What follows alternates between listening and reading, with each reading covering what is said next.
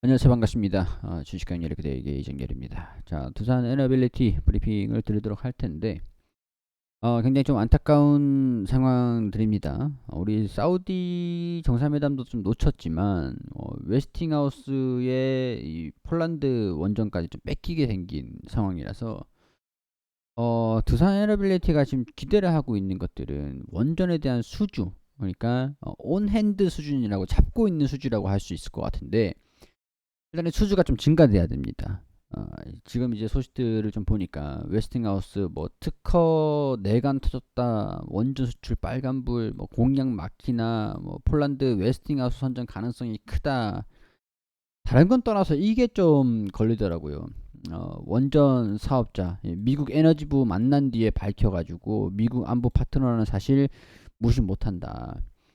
일단은 여기서 이런 내용들이 좀 있었습니다. 미국 워싱턴 DC에서 이 부총리하고 기후환경부 장관, 미 에너지 장관을 만나가지고 원전 건설 제한 등을 논의했다라고 나와주고 있죠. 여기에서 이 부총리에 따르면 폴란드의 전체적인 안보 구조에 있어가지고 미국이 전략적 파트너라는 사실을 무시할 수는 없다. 그런 요인들을 고려할 수밖에 없으면 우리는 최종적으로 웨스팅하우스를 선정할 가능성이 크다. 이런 내용들이 좀 나와줬어요. 폴란드 여기서 지금 한수원 한국이죠. 미국 웨스팅하우스 그리고 프랑스 EDF. 자, 근데 좀 깜빡하고 있는 것 같은데 지금 최근에는 웨스팅하우스가 캐나다로 매각이 됐습니다.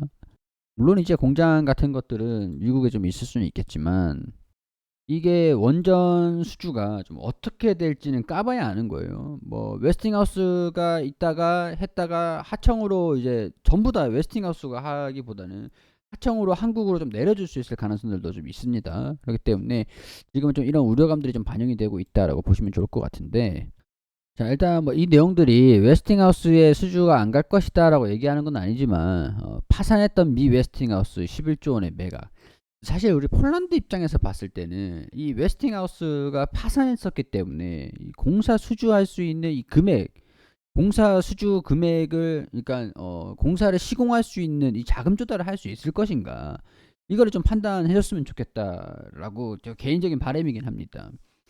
일단 재무적인 부분들이 좀 우려가 있을 수밖에 없다라고 보이고, 우리 원전을 공사를 하다가 자금 조달이 안 돼가지고 갑자기 뭐 파산했다 이러면 국제적인 망신이 될 수도 있거든요. 근데 미국이 책임을 떠맡지는 않을 것 같아요. 보시면은 미국 원자력 발전 업체 웨스팅하우스가 11조 원의 한 컨소시엄에 매각됐다. 아니 이럴 것 같으면 우리나라가 11조 원 컨소시엄 모아가지고 좀 했으면 어땠을까, 이런 생각들이 좀 드는데, 역시 사실 지금 정부에 뭐 기대를 하진 않았습니다. 우리 외교를 딱 봤을 때도 딱히 뭐 기대되는 부분들이 좀 없었기 때문에, 일단은 투자업체 브룩필드 재생가능 파트너스와 캐나다 우라늄 업체 카메코가 웨스팅하우스를 인수했다. 51%, 49%. 일단은 뭐 이런 상황들인데, 원전을 웨스팅하우스에 좀 한다라고 하더라도 이 파산을 듣고 일어선 지 4년 만에 매각이 됐었다라는 것들, 이거를 좀 마이너스 감안 요인이 좀 아닌가 생각이 좀 들긴 하는데, 일단은 뭐 이런 소식들 뭐 모르죠. 뭐 결과를 내봐야 아는 것들이니까 좀 이런 것들이 좀 아무래도 주가에는 좀 부정적으로 영향을 좀 미쳤습니다. 자, 우리 무료방에서도 말씀을 좀 드렸는데 이 내용들 팩트 체크를 좀 해드렸죠. 웨스팅하우스와 한수원을 상대로 소송을 제기를 했다는 소식도 좀 있었습니다. 미국 허가 없이 원전 수출을 뭐 하지 못한다. 소송을 좀 미국 법원에 좀 제기를 했다라고 하는데, 사실 소송은 2017년도부터 진행되고 있었습니다. 이미. 근데 한 번 더 낸 것 같아요. 이번에 좀 이게 소송이 2017년도부터 진행되고 있었는데 결과가 안 나고 있었던 상황들인데 굳이 한 번 더 소송을 또 딴지를 걸었다라고 하는 거는 원천 기술 우리한테 있으니까 우리한테 뭐 콩고물이라도 떨어뜨려라. 그 약간 거기에 대한 경고, 이 인지도에 대한 그런 영향, 약간 거기에 대한 관점인 거지. 실질적으로 한국에서 수주를 받았다라고 해가지고 그 수주 비용 우리 달라 이렇게 얘기를 하는 게 아닙니다. 오히려 이전에 이런 사례가 좀 있었습니다. 일단은 한전에서 아랍 바라카의 원전 수출 당시에는 기술 자문료를 지급하고 수출을 한 적이 있어요. 한국형 원자료잖아요. 한국형 원자료. 이거를 하는데도 기술 자문료를 지급을 했습니다. 소송을 좀 진행하고 있었던 그런 상황들이었는데 한국형 원자료죠. 이 증기 터빈도 당시 웨스팅하우스 모회사였던 일본의 도시바 하청을 주기도 했습니다. 이런 식으로 콩고물을 좀 떨어뜨려 줬어요. 자, 웨스팅하우스가 수주를 만약에 못 받는다라고 하면은 보험을 좀 깔아둔 것 같아요. 매각된 지 얼마 안 됐으니까 보험을 좀 깔아둔 거라고 보거든요. 한국 니네가 수주를 받아가면은 알지? 챙겨줘야 돼. 니네 이거 소송 우리 건다. 그러고 소송을 건 거 같거든요. 우리가 원천 기술을 가지고 있는 회사니까 캐나다, 폴란드 니네 우리한테 해야지 뒷탈 없어. 이게 아니에요 사실. 뒷탈이야 뭐 걱정하지도 않습니다 사실. 자, 원전 동맹이라던 미국이 어떤 입장을 취할지 중요하겠지만 일단은 한국, 미국, 프랑스는 일단은 좀 물 건너간 것 같습니다. 좀 최근에 좀 결함이 좀 많이 있었죠. 약간 한국, 미국 2파전 양상을 좀 띠는 것 같은데 여기에 따른 뭐 불확실성이 뉴스로 좀 나와줬다라고 할 수는 있겠지만은 사실 저 요인들로 인해서 폴란드가 과연 미국과 약간 고민이 좀 많을 것 같아요. 미국의 눈치는 좀 보고 있는 상황들이고 미국이 과연 웨스팅하우스가 이제 더 이상 미국 기업이라고 할 수 있을까? 약간 이런 부분에서도 정치적인 부분에서 눈치는 볼 건 없을 것 같다는 생각이 좀 드는데 일단은 APR 1400 한국형 원자로입니다. 이게 폴란드에 수출을 하려고 하는 우리 제시를 한 원자로고 APR 1000 이 주력 원자로인데 이 APR 1400이 웨스팅하우스 주력 원자로를 좀 기반으로 해서 만들었다. 이런 얘기들로 인해서 지금 지식재산권 IP에 대한 이 보장을 해라. 여기에 대해서 좀 소송을 걸었다라고 보시면 될 것 같거든요. 이미 2017년도부터 진행하고 있었던 거를 다시 더 재소송을 걸었다라고 해가지고 바뀌는 건 없습니다 당장. 우리가 소송이 걸렸다라고 해가지고 바라카 원전 수출을 못했던 것도 아니고 수주가 들어오면은 그걸로 끝인 거예요. 근데 우리나라 혼자서 진행을 할 수 있겠냐? 그 문제인 건데 아무래도 웨스팅하우스하고 협업을 했던 부분들이 좀 있었기 때문에 모회사였던 일본 도시바에 매각이 좀 되기도 했었죠. 모회사였던. 그렇기 때문에 이런 부분들이 한국에서도 좀 신경을 쓸 수밖에 없고 근데 우리나라가 지금 이 상황에서 좀 잘해줄 수 있을지 그게 조금 안타까울 뿐입니다. 자, 일단은 이런 상황에서 이런 소식들이 좀 나와주고 있던 것들이 주가에 좀 반영이 되고 있었던 상황들인데 이런 내용들은 실시간으로 제가 계속 올려드리고 있으니까요. 오셔가지고 이 내용들 계속 체크를 해 가시면 좋을 것 같습니다. 우리 댓글 있으니까 확인해 주시고 그리고 지금 두산 에너빌리티 제가 최근에 외환 차입이 좀 있어가지고 여기에 대한 이자에 대해서 좀 우려감들이 좀 있다라고 말씀을 드렸는데 일단은 IR 담당자가 이 금융 차입에 대한 우려감들은 그렇게 생각보다 시장에서 노출되고 있는 얘기되고 있는 금액만큼 크진 않다 이렇게 얘기를 했어요. 크지 않다라는 거는 이걸로 인해서 적자가 날 것 같진 않다 이렇게 얘기를 한 거라고 저는 그렇게 인지를 하고 있습니다. 자, 그러면은 우리가 2분기 적자가 좀 났었죠. 2분기 적자가 났던 것들은 두산밥켓의 주가 연계 스와프로 인해서 손실이 좀 났던 것들 영향이 좀 있었죠.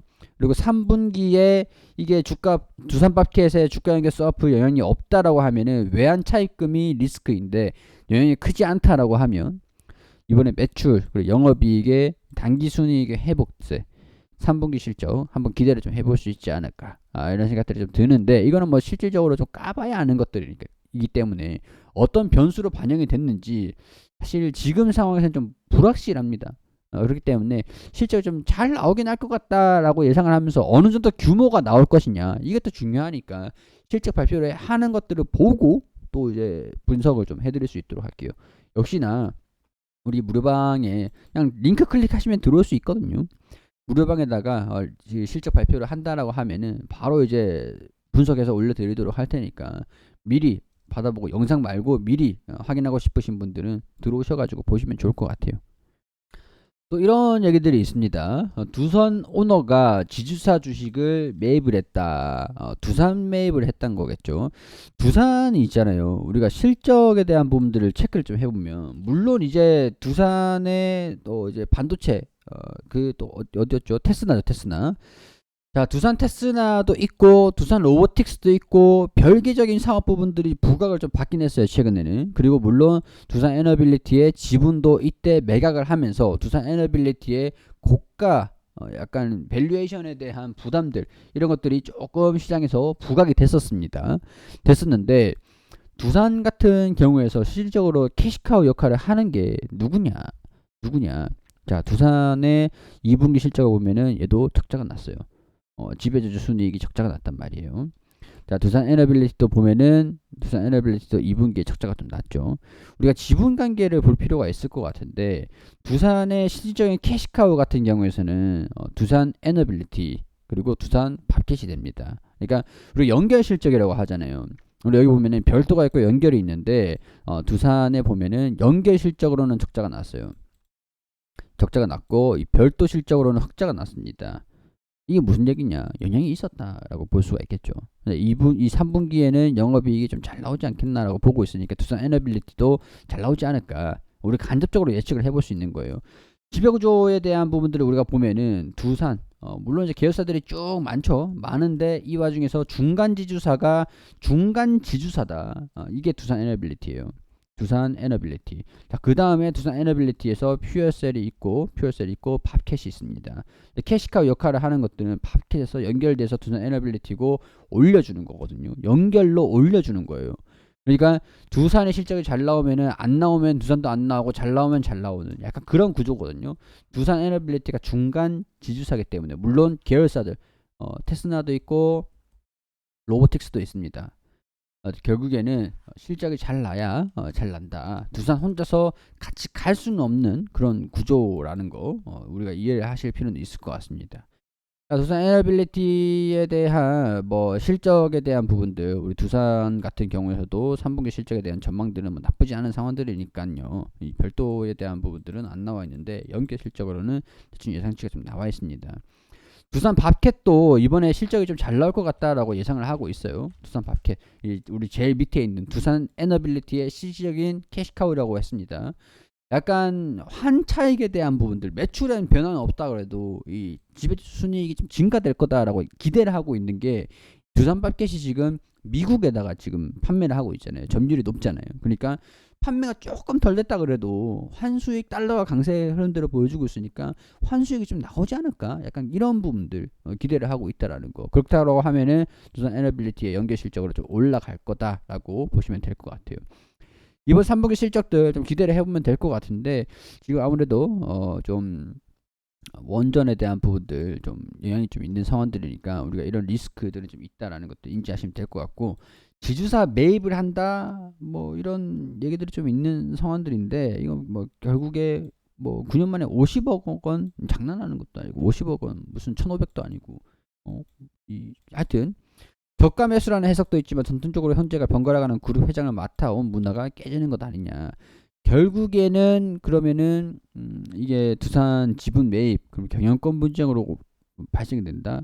그러면 경영권 분쟁에서 이 주식에 대한 지분이 중요하기 때문에 두산 에너빌리티 대표이사 여기 이런 내용들, 자, 이런 내용들로 인해서 사촌 경영에서 이제 지분 싸움으로 좀 바뀐다라고 하면은 1주당의 이 경쟁력이 좀 높아진다. 이런 기대감들 한번 가져볼 수 있을 것 같아요.